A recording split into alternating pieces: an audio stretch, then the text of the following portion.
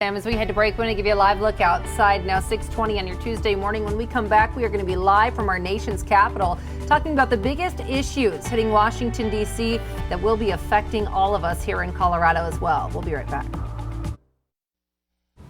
6:23, welcome back to this morning's Capitol Watch. We've mentioned, even though no deals have been made yet, Democrats do expect that spending bill to pass this week. So with that, let's go live to Joe St. George in D.C. to see what's expected to be in, out, and what's still undecided, Joe.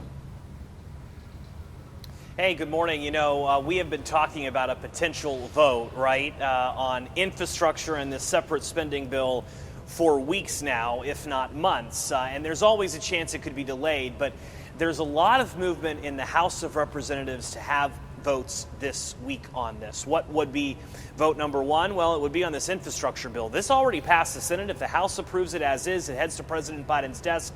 Major infrastructure money and investments would be heading to Colorado Springs. Big investment in broadband technology to improve 5G, improve strong connectivity, internet access in more rural parts of Colorado, rural parts of southern Colorado. But then there's this separate partisan spending bill, and I want to show you what's in, what's out of it. It's changed a lot over the course of the last several weeks and last several months. You can see for parents waking up with us this morning, there's child care tax subsidies, universal pre-K to help Governor Polis expand his preschool program across Colorado. Not to mention for retirees waking up with us this morning, hearing aids would be covered for the very first time. So significant things remain in the bill. What's out of the bill? Paid family leave, that's gone. Some climate change provisions gone. So far, Democrats haven't included a pathway to citizenship for Dreamers or DACA recipients as well. Retirees, Medicare recipients not getting vision or dental coverage. So far, just the hearing coverage for retirees in this piece of legislation. But you know,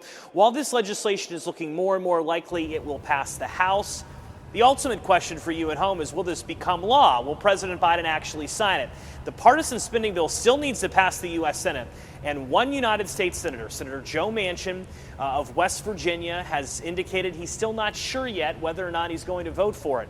Every Democrat in the U.S. Senate needs to vote for this piece of legislation. Senator Hickenlooper will, Senator Michael Bennet will, Colorado senators will. All eyes will be, though, on whether West Virginia senator passes this or not, because if he says no, the bill is done. Yeah, just kind of turning the page at the Capitol here. We've also touched on the CDC meeting today, whether or not to give Pfizer's vaccine that green light for kids ages 5 to 11. Yeah, but Joe, I want to ask you about the significance of the Moderna meeting today and whether or not they'll seek approval real quick. Right, so Pfizer, big deal, right, for parents waking up this morning, especially immunocompromised children or children with pre-existing conditions. They have really been restricted in their activities. So a lot of parents in southern Colorado are not only counting the days for this to be offered, they're counting the minutes. And we do expect the CDC to approve this today. The FDA approved it last week. The Pfizer vaccine could be available to children 5 through 11 as early as tomorrow, potentially, depending on when this vote goes down. A third of a dose, remember, than a typical Pfizer adult vaccine. The symptoms, according to the science, would be less severe as what adults have experienced. You asked about Moderna. They've really hit the pause button a bit on seeking approval. A lot of their science is indicating they still want to look at the risks before seeking any other age group. So for the time being, Pfizer will be the only option for parents who want to get their child under the age of 12 vaccinated. All right, thank you. Joe St. George live for us in our nation's capital this morning.